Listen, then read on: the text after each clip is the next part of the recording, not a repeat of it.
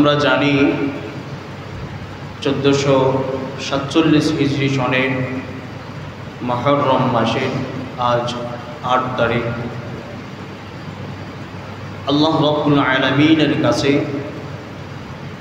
সম্মানিত 4টি মাসের মধ্যে অন্যতম একটি মাস হলো মুহররম মাস। যে মাসকে আল্লাহ স্বয়ং নিজেই সম্মানিত করেছেন। আল্লাহ রাব্বুল আলামিন সূরা তাওবার 36 নম্বর আয়াতে আল্লাহ রাব্বুল আলামিন এই মুহররম মাসকে সম্মানিত করার প্রমাণ উল্লেখ করেছেন। আল্লাহ বলেন, ইন্না ইদ্দাতাশ শুহুরি ইনদাল্লাহি 12 শাহরান ফি কিতাবিল্লাহ ইয়াওমা খালাকাস সামাওয়াতি ওয়াল আরদা মিনহা আরবাআতুন হুরুম। আল্লাহ স্বয়ং এই মাসকে সম্মানিত করেছেন। আরবাআতুন হুরুম বলেছেন, সম্মানিত মাস আল্লাহ আমাদেরকে দিলেন। আমাদের করণীয় বর্জনীয় সম্পর্কে আজকে কিছু সংক্ষিপ্ত আলোচনা করার চেষ্টা করব ইনশাআল্লাহ। আল্লাহ তাআলা যেন আমাদেরকে আমলের নিয়তে বলা এবং শ্রবণ করার তৌফিক দান করেন, সকলে বলে আমিন। প্রিয় মুসল্লি ভাইরা, আল্লাহ রাব্বুল আলামিন কুরআনুল হাকীমের সূরা ফুরকানের 61 নম্বর আয়াতে 62 নম্বর আয়াতে আল্লাহ রাব্বুল আলামিন গোটা মানব জাতিকে একটা সংবাদ দিচ্ছেন। আল্লাহ বলেন, দিন, সময়, মাস, বছর প্রত্যেকটা তোমাদের জন্য একটা বড় নিয়ামত। সুবহানাল্লাহ। আল্লাহ বলেন, হে পৃথিবীর মানুষ, সময়, সপ্তাহে, মাস, বছর প্রত্যেকটা তোমাদের জন্য আমি রবের পক্ষ থেকে একটা বড় নিয়ামত। এই নিয়ামতের শুকরিয়া আদায় যদি তোমরা করো, তাহলে তোমরা আমার পক্ষ থেকে 2টা পুরস্কারের ঘোষণা শুনে নাও। 1 নম্বর পুরস্কার হলো তোমরা আমার আবিদিন বান্দা হয়ে যাইবা। সুবহানাল্লাহ। 2য় নম্বর পুরস্কার হলো তোমরা আমার শাকিরিন বান্দা হয়ে যাইবা। আবিদিন আর শাকিরিন দুইটার মধ্যে পার্থক্য কি? আবিদিন হলো এমন শব্দ যাদের উপর প্রয়োগ করলে, এই শব্দটাকে যাদের উপর প্রয়োগ করা হয় তারা হলো এমন ব্যক্তি বা এমন বান্দা যারা শুধুমাত্র আল্লাহর গোলামি আর দাসত্বই বোঝে। আল্লাহর গোলামি আর দাসত্ব ছাড়া দুনিয়ার কোনো কিছুকেই তারা তোয়াক্কা করে না, দুনিয়ার কোনো কিছুকেই তারা প্রাধান্য দেয় না। শুধুমাত্র তারা বোঝে যে আমার রব আল্লাহ আমাকে সৃষ্টি করেছেন শুধু তার গোলামি আর তার দাসত্বের জন্য। আমি তার গোলামি আর দাসত্বের মধ্যেই আমার জীবনের প্রত্যেকটা মুহূর্ত, প্রত্যেকটা সময়কে আল্লাহর জন্যই আমি উৎসর্গ করলাম। সুবহানাল্লাহ। তারা হলো আবিদিন। শাকিরিন বান্দা কারা? শাকিরিন তাদের উপর প্রয়োগ করা হয় যে সমস্ত বান্দারা আল্লাহ রাব্বুল আলামিনের প্রত্যেকটা নিয়ামতের শুকরিয়া আদায় করে। যে আল্লাহ আমাকে হাত দিয়েছেন, আল্লাহ আমাকে চক্ষু দিলেন, আল্লাহ আমাকে শ্রবণ শক্তি দিলেন, আল্লাহ আমাকে জবান দিলেন, আল্লাহ আমাকে পা দিলেন, আল্লাহ আমাকে সুন্দর একটা চেহারা দিলেন।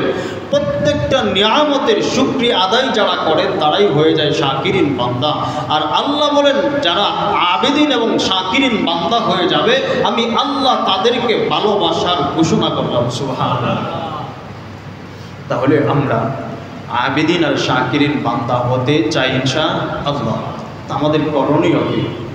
আল্লাহ রাব্বুল আলামিন এই আয়াতের মধ্যে বলেন, ওয়াহুয়াল্লাযী জাআলাল লাইলা ওয়ান নাহার। দিন এবং রাত, রাত এবং দিনকে আমি আল্লাহ তোমাদের অনুগামী করে দিয়েছি। সুবহানাল্লাহ। দিন এবং রাত্রকে আল্লাহ তাআলা আমাদের অনুগামী করেছেন। আল্লাহ চাইলেই তো দিনকে দিন রাখতে পারতেন, আল্লাহ চাইলেই তো রাতকে রাত রাখতে পারতেন। রাতের পরে আবার দিন আনয়ন না করে আল্লাহ চাইলে তো রাত রেখে দিতে পারতেন, কিন্তু আল্লাহ তাআলা বলেন ওহুয়াল্লাযী জাআলাল লাইল, আমি আল্লাহ তোমাদের অনুগামী করে দিলাম রাত এবং দিনকে। কেন? অন্নাহার খিলফাতাল লিমান আরাদ, যাতে করে তোমরা একান থেকে উপদেশ নিতে পারো। আইয়াযাক্কারা আও আরাদা শুকুরা, আমি রাত এবং দিনের পরিবর্তনের মাঝে, রাত আর দিনের পরিবর্তনের মাঝে আমি আল্লাহ তোমাদের জন্য উপদেশ রেখে দিলাম। আমি আল্লাহ চাইলেই দিনকে দিন রেখে দিতে পারতাম, আমি আল্লাহ চাইলেই রাতকে রাত রেখে দিতে পারতাম, কিন্তু আমি আল্লাহ তোমাদের অনুগামী করলাম। কারণটা কি? বান্দা আও আরাদা শুকুরা, যাতে করে তোমরা আমার কৃতজ্ঞ শাকিরিন বান্দা হয়ে যেতে পারো। সুবহানাল্লাহ। তো আল্লাহ বলেন আইয়াযাক্কারা, যারা চিন্তা করে, গবেষণা করে, যারা একটু ভাবে, আর যারা ফিকির করে আল্লাহকে নিয়ে, আসমান আর জমিনকে নিয়ে ভাবে, আও আরাদা শুকুরা, আর যারা কৃতজ্ঞ হয়, আল্লাহর নাশুকরিয়া করে না, আল্লাহর কৃতজ্ঞতা আদায় করে, তাদের জন্য আমি আল্লাহ এই রাত এবং দিনের পরিবর্তনের মাঝে তাদের জন্য আমি আল্লাহ উপদেশ রেখে দিলাম। সুবহানাল্লাহ। আমাদের করণীয় কি? আল্লাহ আসমান আর জমিন বানাইলেন, আল্লাহ পাহাড় পর্বত নদী নালা সব কিছু বানাইলেন, আমাদেরকেও বানাইলেন। তো আল্লাহ আসমান, আল্লাহ দিন এবং রাতের পরিবর্তনের মাঝে আমাদের জন্য উপদেশ রেখে দিলেন। তো আমরা করবটা কি? আমাদের করণীয়টা কি? আল্লাহ নবী সাল্লাল্লাহু আলাইহি ওয়াসাল্লাম সহিহ মুসলিম শরীফের 422 নম্বর হাদিসে বয়ান করছেন। আল্লাহ বলেন, আল্লাহ নবী সাল্লাল্লাহু আলাইহি ওয়াসাল্লাম বলেন, কুল্লুন নাসি ইয়াগদু ফামাইউ নাফসাহু, কুল্লুন নাসি ইয়াগদু ফামাইউ নাফসাহু ফামু'তিকুহা আও মুবিকুহা। আল্লাহ নবী সাল্লাল্লাহু আলাইহি ওয়াসাল্লাম বলেন, প্রত্যেকটা মানুষ তার সকালটা শুরু করে, প্রত্যেকটা মানুষ তার প্রত্যেক দিনের সকাল শুরু করে আমলের বিনিময়ে নিজেকে যেন আমলের কাছে বিক্রি করে দেয়। আল্লাহর আনুগত্য, আল্লাহর দাসত্বের মাঝে যেন তাকে সে নিজেকে বিক্রি করে দেয়। যদি প্রত্যেকটা বান্দা প্রতিটা সকালে তার নিজেকে আল্লাহর জন্য উৎসর্গ করতে পারে, আল্লাহর জন্য তার নিজেকে সে বিক্রি করতে পারে, যে আমাকে আল্লাহ হায়াত দিয়েছেন, আমাকে আল্লাহ ঘুম থেকে জাগ্রত করেছেন, আমাকে আল্লাহ সুস্থতার নিয়ামত দিয়েছেন, আমাকে আল্লাহ চলার মতো শক্তি দিয়েছেন, আমাকে আল্লাহ কথা বলার মতো শক্তি দিচ্ছেন, সব কিছু যেই মালিক দিচ্ছেন, আমি সেই মালিককে আমার নিজেকে উৎসর্গ করতে পারবো না কেন? এই চিন্তা আর গবেষণা করে একটু বাবার পরে যদি সে নিজেকে আল্লাহর জন্য উৎসর্গ করে বান্দা ফজরের নামাজে দাঁড়িয়ে যায়, আল্লাহ বলেন, বান্দা তোমার জীবনের সমস্ত গুনাহ আমি আল্লাহ মাফ করে দিব। তো আল্লাহ নবী সাল্লাল্লাহু আলাইহি ওয়াসাল্লাম আমাদেরকে শিখাইলেন, কুল্লুন নাসি ইয়াগদু ফামাইউ নাফসাহু, প্রত্যেকটা সকাল প্রত্যেকটা মানুষ যেন তার নিজেকে আল্লাহর জন্য বিক্রি করে দেয়, তার আমলের বিনিময়ে সে নিজেকে যেন বিক্রি করে দেয়। যদি বিক্রি করে তাহলে সে তার হক আদায় করলো, আর সে আবিদিন আর শাকিরিন বান্দাদের কাতায় তার নামটা উঠে যাবে। সুবহানাল্লাহ। আর যদি তা না হয়, আও মুবিকুহা, যদি প্রত্যেকটা সকালে তার সে নিজেকে বান্দা তার নিজেকে আল্লাহর জন্য উৎসর্গ করতে না পারে, তার নিজেকে আমলের বিনিময়ে বিক্রি করতে না পারে, আও মুবিকুহা, আল্লাহ নবী সাল্লাল্লাহু আলাইহি ওয়াসাল্লাম বলেন, ওই বান্দাই ধ্বংসকারী বান্দাদের কাতায় তার নামটা উঠে যাবে। নাউজুবিল্লাহ। ওই বান্দাই ধ্বংস হয়ে যাবে। এজন্য প্রিয় মুসলিম ভাইয়েরা, ভাবার বিষয়, ভাবনার বিষয়, কেন আল্লাহ রাত আর দিনকে আমাদের অনুগামী করলেন? কারণটা কি? আমাকে আল্লাহ বানাইলেন তার গোলামি আর দাসত্বের জন্য, রাত আর দিনকেও আমার অনুগামী করে দিলেন। অনেক সময় তো আমাদের সমাজে এই কথাও শোনা যায় যে রাতটা কেন শেষ হয় না, রাত এত দীর্ঘায়িত কেন? যখন মানুষ মুসিবতে পড়ে, কথার কথা গ্রামগঞ্জে অনেক সময় এই কথা শোনা যায়, যদি কেউ রাতের বেলায় প্রথম রাতে কেউ মারা যায়, তো লাশ নিয়ে বসে তাকতে তাকতে এ কথাও বলে, রাতটা এত দীর্ঘায়িত হয়ে গেল, রাতটা এখনো শেষ হচ্ছে না। এই কথা শোনেন নাই আপনারা?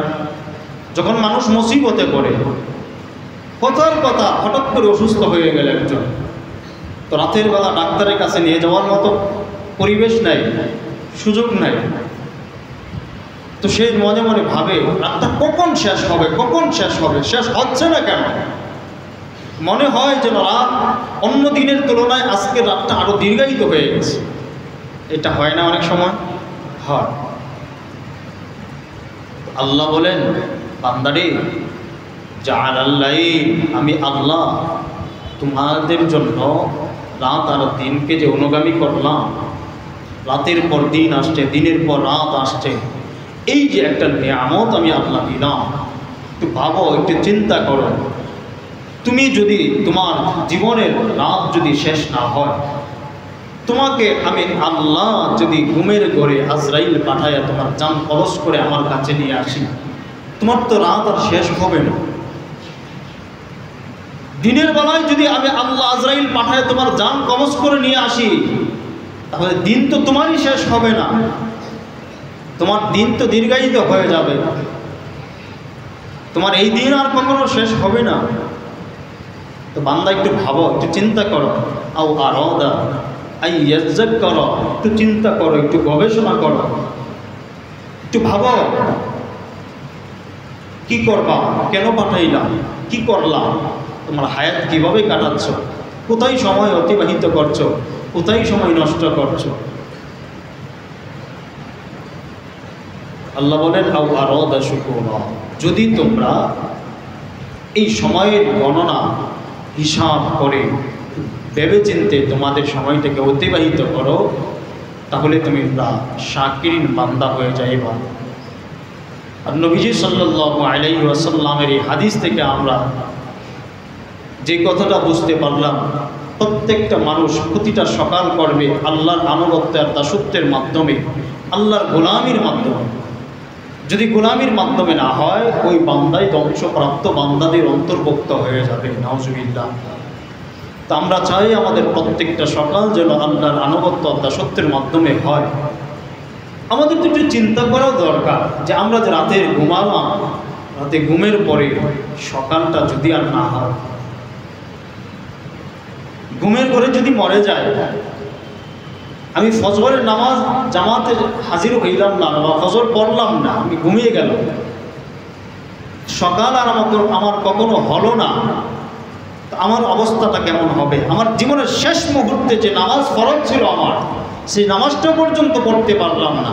আর যে নামাজ পড়তে পারলাম না, তো আমি কি হয়ে গেলাম? আল্লাহ নবী সাল্লাল্লাহু আলাইহি ওয়াসাল্লাম বলছেন, বাইনাল আবদি ওয়া বাইনাল কুফরি তারকুস সালাত, বান্দা এবং কুফুরের মধ্যে, মুসলমান এবং কাফেরের মধ্যে পার্থক্য হলো নামাজ। যে নামাজ পড়লো সে মুমিন, যে নামাজ পড়লো সে মুসলমান, আর যে নামাজ পড়লো না সে কাফের। আমি আমার শেষ অবস্থাটা আমার কেমন হল?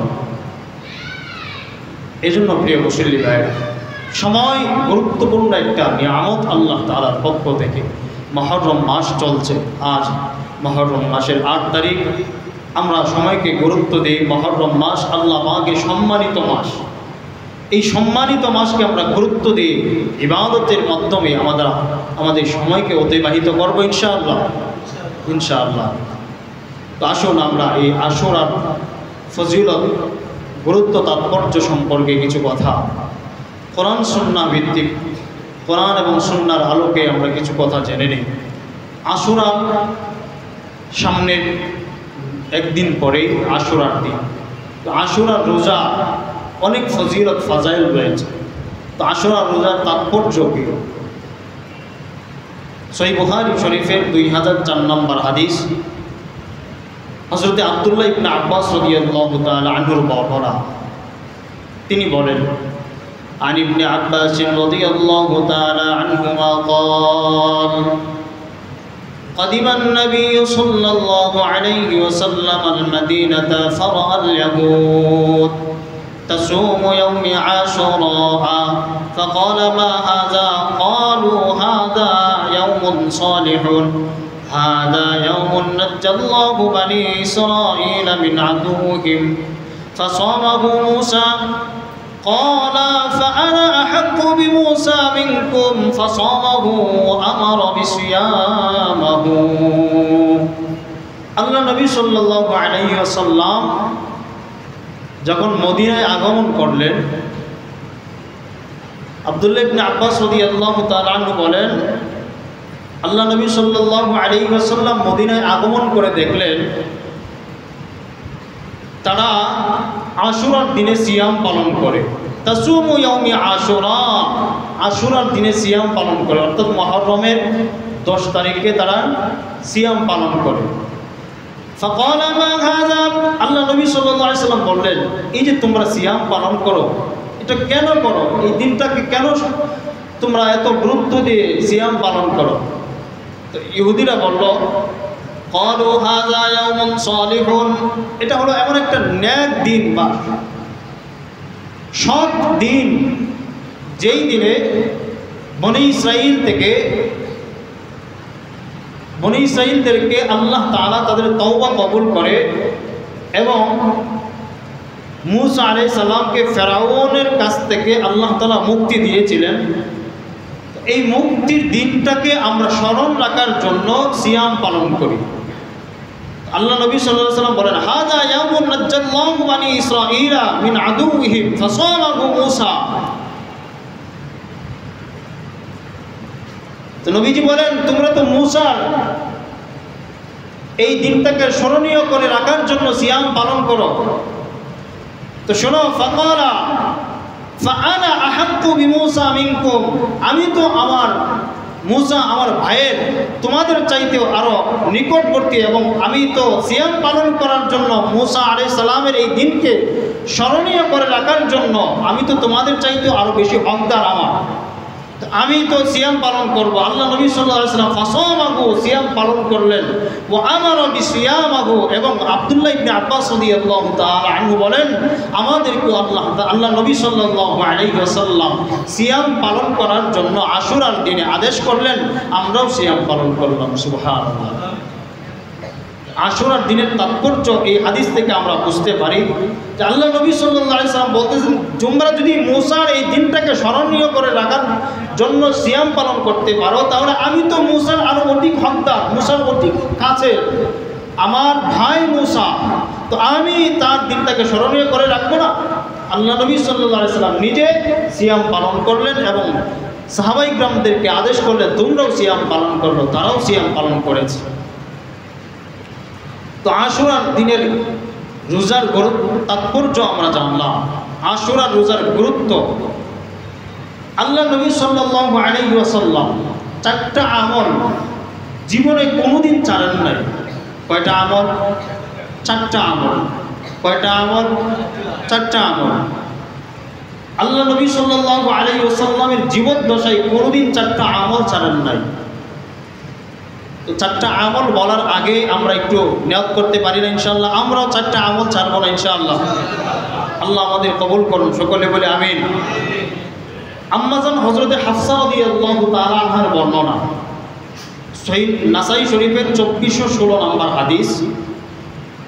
আন হাফসা রাদিয়াল্লাহু তাআলা আনহা قالت قال النبي صلى الله عليه وسلم 4 لم يكن يدعهن النبي صلى الله عليه وسلم। আম্মাজান হযরতে হাফসা রাদিয়াল্লাহু তাআলা আনহার বর্ণনা, তিনি বলেন, قالت, আল্লাহ নবী সাল্লাল্লাহু আলাইহি ওয়াসাল্লাম তার জীবদ্দশায় 4টা আমল জীবনে কোনোদিন ছাড়েন নাই। কয়টা আমল? 4টা আমল আল্লাহ নবী সাল্লাল্লাহু আলাইহি ওয়াসাল্লামের জীবদ্দশায় কোনোদিন ছাড়ে নাই। হাদিসটা বর্ণনা করেছেন কে? হযরতে হাফসা রাদিয়াল্লাহু তাআলা আনহা। আর হাফসা রাদিয়াল্লাহু তাআলা আনহার সাথে আল্লাহ নবী সাল্লাল্লাহু আলাইহি ওয়াসাল্লামের সম্পর্কটা কি ছিল? কি ছিল? স্বামী স্ত্রী। তো দুনিয়ার মধ্যে স্বামী সম্পর্কে সবচেয়ে বেশি জানেন যিনি, তিনি কে? স্ত্রী। স্ত্রী যদি স্বামী সম্পর্কে কোনো মন্তব্য করে, কোনো কথা বলে, তা অবশ্যই সে জেনে শুনে করে। তো আম্মাজান হযরতে হাফসা রাদিয়াল্লাহু তাআলা আনহার সম্পর্ক আল্লাহর নবী সাল্লাল্লাহু আলাইহি ওয়াসাল্লামের সাথে ছিল স্বামী স্ত্রী। তিনি নবীজি সম্পর্কে সব কিছু জানেন। নবীজি ভিতরগত বাহিরগত সমস্ত কিছু তিনি অবলোকন করে, তিনি গবেষণা করে, তিনি স্বচক্ষে দেখে তারপরে হাদিস বয়ান করছেন। আম্মাজান বলেন, আরবাউন লাম ইয়াকুন ইয়াদাহুন্না, আরবাউন লাম ইয়াকুন ইয়াদাহুন্না নবী সাল্লাল্লাহু আলাইহি ওয়াসাল্লাম। আল্লাহ নবী সাল্লাল্লাহু আলাইহি ওয়াসাল্লাম জীবদ্দশায় 4টা আমল কোনোদিন ছাড়ে নাই। 1 নম্বর সিয়াম ইয়াউমি আশুরা। 1 নম্বর আমল হলো আল্লাহ নবী সাল্লাল্লাহু আলাইহি ওয়াসাল্লামের জীবদ্দশায় আশুরার দিনের সিয়াম কোনোদিন ছাড়ে নাই। 2 নম্বর আমল ওয়াল আশরা, জিলহজ মাসের প্রথম 9 দিনের সিয়াম আল্লাহ নবী সাল্লাল্লাহু আলাইহি ওয়াসাল্লামের জীবদ্দশায় কোনোদিন ছাড়ে নাই। 3 নম্বর ওয়াসালাসাতু আইয়ামিন মিন কুল্লি শাহরিন। আল্লাহ নবী সাল্লাল্লাহু আলাইহি ওয়াসাল্লাম প্রত্যেক চন্দ্র মাসের 13, 14, 15, 13, 14, 15 3 দিনের সিয়াম আল্লাহ নবী সাল্লাল্লাহু আলাইহি ওয়াসাল্লামের জীবদ্দশায় কোনোদিন ছাড়ে নাই। 4 নম্বর আমল রাকাতাইন ক্বাবলাল গাদা। আল্লাহ নবী সাল্লাল্লাহু আলাইহি ওয়াসাল্লামের জীবদ্দশায় কোনোদিন ফজরের 2 রাকাত সুন্নত নামাজ ছাড়ে নাই। সুবহানাল্লাহ। কয়টা আমল? 4টা আমল। খুব সহজ 4টা আমল। আশুরার দিনের সিয়াম আল্লাহ নবী জীবনে কখনো ছাড়ে নাই। জিলহজ মাসের প্রথম 9 দিনের সিয়াম আল্লাহ নবী কখনো ছাড়ে নাই। প্রত্যেক চন্দ্র মাসের 13, 14, 15 3 দিন আইয়ামের বীজ, আইয়ামে বীজের রোজা, আইয়ামে বীজের সিয়াম আল্লাহ নবী জীবদ্দশায় কখনো ছাড়ে নাই। এবং ফজরের ফরজ নামাজের পূর্বে 2 রাকাত সুন্নত নামাজ আল্লাহ নবী সাল্লাল্লাহু আলাইহি ওয়াসাল্লাম জীবনে কখনো ছাড়ে নাই। তো এই 4টা আমল আমরা করতে পারবো না ইনশাআল্লাহ? খুব সহজ 4টা আমল। তো এই হাদিস থেকে আমরা যে বিষয়টা এখানে পাইলাম সেটা হলো আশুরার রোজার গুরুত্ব। আশুরার রোজার গুরুত্ব যদি নাই থাকতো তাহলে আল্লাহ নবী সাল্লাল্লাহু আলাইহি ওয়াসাল্লাম জীবদ্দশায় কখনো ছাড়তেন না। গুরুত্ব আছে বলেই আল্লাহ নবী সাল্লাল্লাহু আলাইহি ওয়াসাল্লাম জীবদ্দশায় প্রত্যেক বছরে আশুরার সিয়াম পালন করেছেন। গুরুত্ব না থাকলে তো আল্লাহ নবী ছেড়ে দিতেন। কি বলেন, ছেড়ে দিতেন না? আশুরার সিয়ামের গুরুত্ব আছে। আসুন আমরা মুহররমের সিয়ামের ফজিলত সম্পর্কে জানি। এই মাস কি মাস? মুহররম মাস। মুহররম মাস চলছে। তো মুহররম মাসের সিয়ামের ফজিলত কি, গুরুত্ব কি? সহিহ মুসলিম শরীফের 2645 নম্বর হাদিসে হযরতে আবু হুরায়রা রাদিয়াল্লাহু তাআলা আনহুর বর্ণনা, তিনি বলেন, আন আবি হুরায়রা রাদিয়াল্লাহু তাআলা আনহু قال قال رسول الله صلى الله عليه وسلم أفضل الصيام بعد رمضان أفضل الصيام بعد رمضان شهر الله المحرم।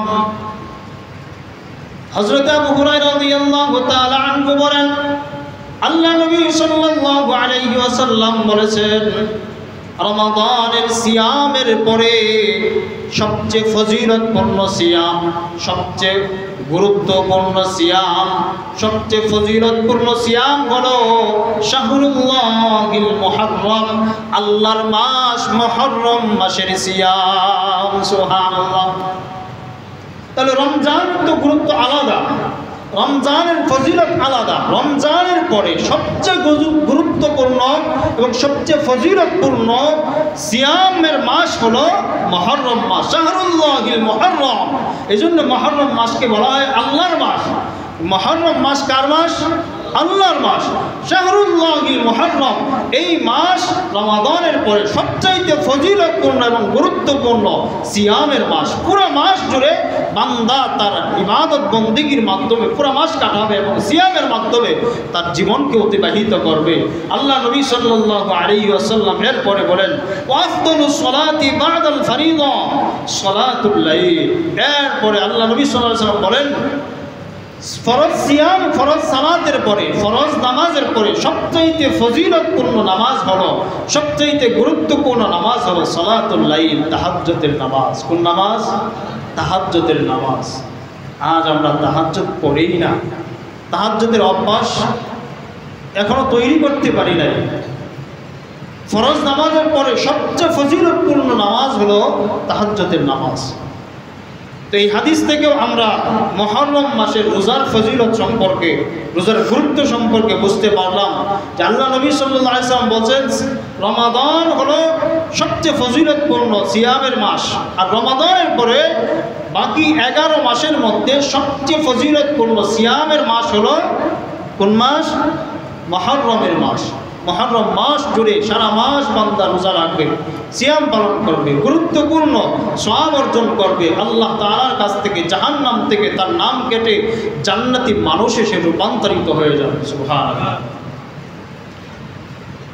এই মুহররম মাসে যদি আমরা রোজা রাখি আশুরার দিনে, তাহলে আমাদের লাভ কি? আশুরার দিনে যদি আমরা সিয়াম পালন করি, আল্লাহ নবী সাল্লাল্লাহু আলাইহি সাল্লাম বলেন পূর্বের 1 বছরের গুনাহ আল্লাহ তাআলা মাফ করে দিবেন। সুবহানাল্লাহ। তিরমিজি শরীফের 752 নম্বর হাদিস, হযরত আবু কাতাদা রাদিয়াল্লাহু তাআলা আনহুর বর্ণনা। عن أبي قتادة رضي الله تعالى عنهما قال أن النبي صلى الله عليه وسلم صيام يوم عاشوراء إني أحتسب على الله أن يكفر السنة التي قبله।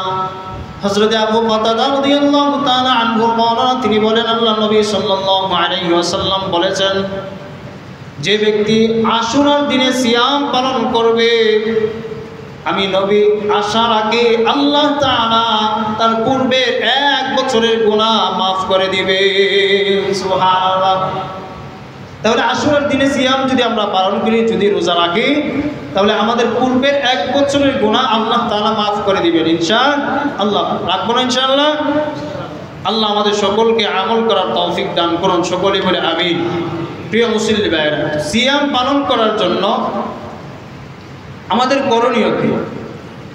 আমরা আশুরার দিনে সিয়ামের ফজিলত, গুরুত্ব, তাৎপর্য জানলাম। তো আল্লাহ নবী সাল্লাল্লাহু আলাইহি ওয়াসাল্লাম আরেকটা হাদিস থেকে যদি আমরা লক্ষ্য করি, নবীজি সাল্লাল্লাহু আলাইহি সাল্লাম বলেছেন, তোমরা ইহুদিদের সাথে বিরোধিতা করো, কারণ ইহুদিরা আশুরার দিনে সিয়াম পালন করে। তোমরাও কি আশুরার দিনে সিয়াম পালন করবা? না, তোমরা তাদের সাথে বিরোধিতা করো। সহিহ ইবনে খুজাইমা 3 নম্বর খণ্ডের 506 নম্বর পৃষ্ঠায় আব্দুল্লাহ ইবনে আব্বাস রাদিয়াল্লাহু তাআলা আনহু বর্ণনা একটা হাদিস, আল্লাহ নবী সাল্লাল্লাহু আলাইহি সাল্লাম বলেন, আন আব্দুল্লাহ ইবনে আব্বাস রাদিয়াল্লাহু তাআলা আনহুমা قال قال النبي صلى الله عليه وسلم صوموا يوم عاشوراء وخالفوا في اليهود।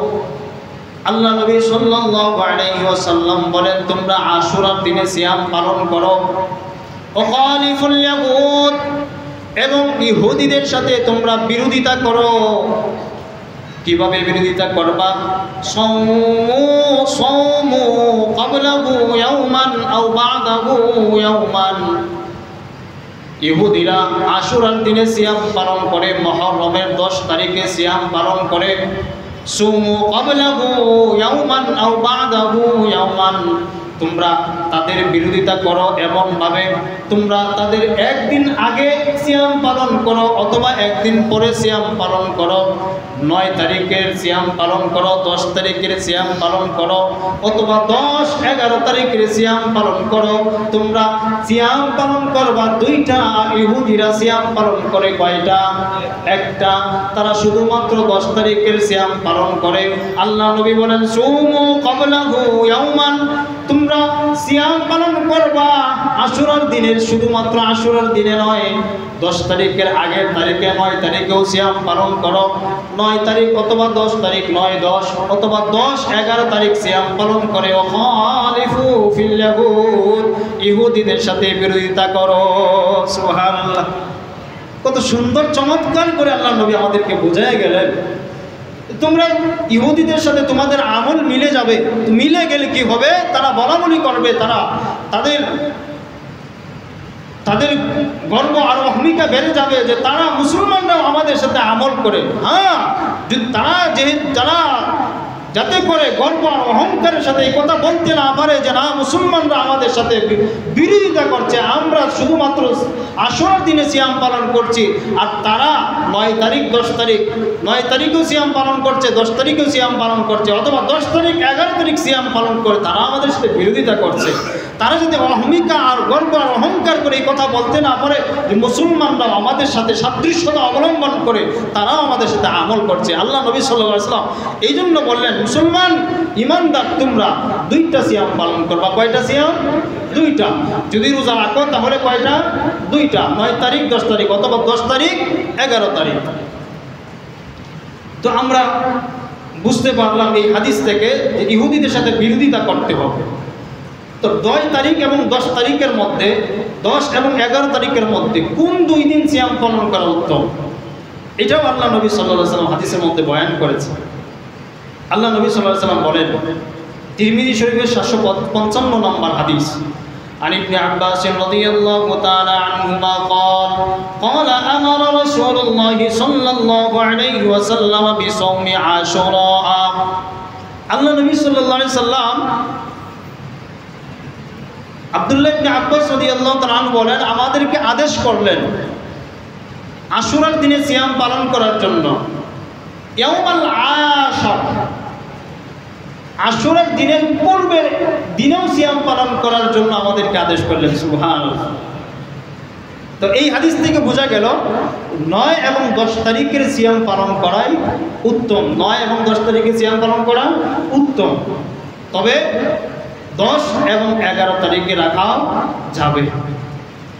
কারণ পরের হাদিসে ইবনে হুজাইমার হাদিসে আব্দুল্লাহ ইবনে আব্বাসের একই হাদিস, একই রাবি 2টা হাদিসে বয়ান করেছেন। ওই হাদিসের মধ্যে 10 এবং 11, 9 এবং 10 2টার কথাই উল্লেখ আছে। তো আমরা ইনশাআল্লাহ আশুরার দিন আগামীকাল শনিবার, রবিবার দিন হলো 10 তারিখ। তো আমরা আশুরার দিনে সিয়াম পালন করে আমরা আমাদের অতীতের 1 বছরের গুনাহ ইনশাআল্লাহ আল্লাহ তাআলার কাছ থেকে ক্ষমা চেয়ে নেব ইনশাআল্লাহ। পারবো না ইনশাআল্লাহ? তো আশুরার দিনে আমাদের করণীয় কি? এর আগে আশুরার দিনে এই যে সিয়াম পালন করবে, সিয়ামের হুকুমটা কি? সিয়ামের হুকুম হলো আশুরার দিনে সিয়াম পালন করা মুস্তাহাব। হুকুমের দিক থেকে সিয়াম পালন করাটা মুস্তাহাব। আল্লাহ নবী সাল্লাল্লাহু আলাইহি সাল্লাম রমজানের সিয়ামের পূর্বে এই আশুরার দিনের সিয়াম ফরজ ছিল। তো রমাদানের সিয়াম ফরজ হওয়ার পূর্বে এই আশুরার দিনে সিয়াম পালন করতেন। যখন রমাদানের সিয়াম ফরজ হয়ে গেল 1 মাস, ওই সিয়াম ফরজ হওয়ার পরে আল্লাহ নবী সাল্লাল্লাহু আলাইহি ওয়াসাল্লাম সাহাবায়ে কেরামদেরকে বললেন, হে আমার সাহাবীরা, যদি তোমরা আশুরার দিনে সিয়াম পালন করো তো করতে পারো, না করলে কোনো সমস্যা নেই। তো ওই মুসলিম শরীফের ওই হাদিস থেকে বোঝা যায় যে আল্লাহ নবী সাল্লাল্লাহু আলাইহি সাল্লামের এই কথা অনুযায়ী আশুরার সিয়ামের বিধানটা হলো, আশুরার সিয়ামের হুকুম হলো যে এই সিয়ামটা হলো মুস্তাহাব আমল। কেউ যদি করে সব পাবে, কেউ যদি না করে গুনাহগার হবে না। কি হবে না? গুনাহগার হবে। তো আশুরার দিনে আমাদের করণীয় কি? আশুরার দিনে আমাদের করণীয় হলো সিয়ামের মাধ্যমে পুরো আশুরার দিন কাটানো। 2 নম্বর করণীয় হলো আশুরার দিনে বেশি বেশি তওবা করা। 2 নম্বর কাজ বেশি বেশি তওবা করা। তো আমরা এই 2টা কাজের মাধ্যমে আশুরার দিন কাটাইব ইনশাআল্লাহ। আর আশুরার দিনে 7টা বর্জনীয় কাজ, ইসলাম শরিয়াত আমাদেরকে 7টা বর্জনীয় কাজ করতে নিষেধ করেছে। কয়টা? 7টা। 1 নম্বর, তাজিয়া মিছিল বের করা। ইসলাম শরিয়াত সেটাকে সাপোর্ট করে না, যদিও অনেক বাইরে করে থাকে। এটা বর্জনীয় কাজ আশুরার দিনে। 2 নম্বর, মুরসিয়া পাঠ করা। মুরসিয়া মানে হলো কবিতা পাঠ করা। কবিতা আপনারা অনেক সময় শুনেন না, ইমাম হাসান হুসাইন রাদিয়াল্লাহু তাআলা আনহুম আজমাইনদেরকে নিয়ে গীত শুরু করে, অনেক সময় শুনেন না, লম্বা করে কাওয়ালি গীত শুরু করে। এটাকেও ইসলাম শরিয়ত সাপোর্ট করে না, এটাও নিষিদ্ধ, এটা বর্জনীয় কাজ, এই কাজ আমরা কেউ করব না। 3 নাম্বার মাতম করা, বিলাপ করা, এটাও করা যাবে না। 4 নাম্বার পিপাসার্থকে পানি পান করানো, পিপাসার্থকে পানি পান করানো, পিপাসার্থকে পানি পান করানো সওয়াবের কাজ না? কি বলেন, সওয়াবের কাজ না? তাহলে আশুরার দিনে পিপাসার্থকে পানি পান করানো বর্জনীয় কাজ, নিষিদ্ধ কাজ। কেন?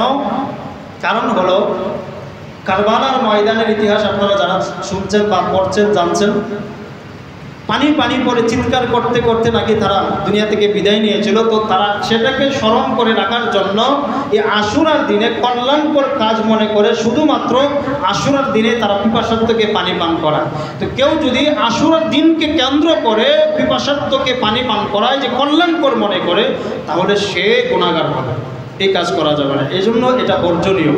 যদিও এমনি সাধারণত পিপাসার্থকে পানি পান করানো কল্যাণকর কাজ, সওয়াবের কাজ, কিন্তু আশুরার দিনকে কেন্দ্র করে আর ওই পিপাসার্থ অবস্থায় হাসান হুসাইন রাদিয়াল্লাহু তাআলা আনহু আজমাইন সহ তার পরিবারবর্গ কারবালার ময়দানে শহীদ হয়েছিল, পানি পানি বলে চিৎকার করতে করতে, সেটাকে স্মরণ করে রাখার জন্য যদি কেউ কল্যাণকর মনে করে পানি পান করায়, তাহলে সেটা হবে গুনাহের কাজ। এই জন্য পিপাসার্থকে পানি পান করানো যাবে না, এই দিনকে নির্দিষ্ট করে। 5 নম্বর ইসালে সওয়াবের জন্য কিছু রান্না করা, ইসালে সওয়াবের জন্য আশুরার দিনে কিছু রান্না করে মানুষকে খাওয়ানো, এটাও বর্জনীয় কাজ। 6 নম্বর কাজ হলো বাচ্চাদেরকে খালি পায়ে রাস্তায় হাঁটানো। এটা অনেকেই করে থাকেন, বাচ্চাদেরকে খালি পায়ে রাস্তায় হাঁটায় আশুরার দিনে, এটাও করা যাবে না, বর্জনীয় কাজ। 7 নম্বর ঢুল তবলা বাজিয়ে গান বাদ্য করা, সেটাও বর্জনীয় কাজ। আল্লাহ আমাদের সকলকে সঠিকভাবে মুহররম মাসের এই সময়টাকে, গুরুত্বপূর্ণ সময়টাকে আল্লাহ যেন আমরা আমাদের জীবনকে যেন সময়ের গুরুত্ব অনুযায়ী আমাদের জীবনকে উৎসর্গ করে আল্লাহর ইবাদত আর দাসত্বের মাধ্যমে আমাদের সময় অতিবাহিত করতে পারি। মুহররমের সিয়ামের বিধান যেন আমরা পালন করতে পারি। আল্লাহ যেন আমাদের সকলকে তৌফিক দান করেন, সকলে করে আমিন। তারা সুন্নত করি না, কবলা জুমা চালাকা সুন্নত করেনি।